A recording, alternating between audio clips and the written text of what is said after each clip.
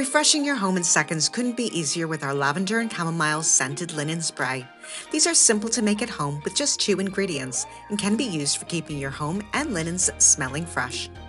To create our Lavender and Chamomile scented linen spray, you'll need the following: 95 milliliters of perfumer's alcohol, 5 milliliters of Craftivator's Lavender and Chamomile fragrance oil, a 100 ml measuring cup, a 100 ml rounded clear glass screw bottle from Craftivator, a glossy silver spray pump and cover from Craftivator.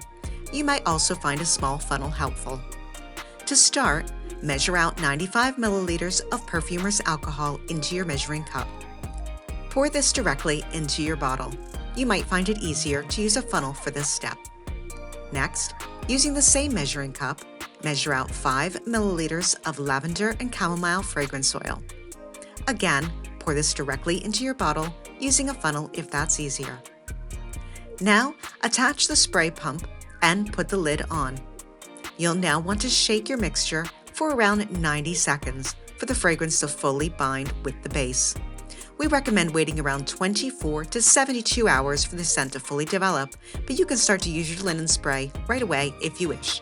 Simply position the nozzle towards your chosen linens and spritz from around 20 to 30 centimeters away.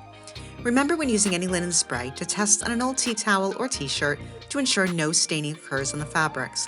While this is unlikely, it's always better to check first and allow the mist to settle fully before allowing children or animals back in the room. We hope you enjoyed this tutorial for Craftivator's Lavender and Chamomile scented linen spray. For more tips and tutorials, be sure to subscribe to our YouTube channel.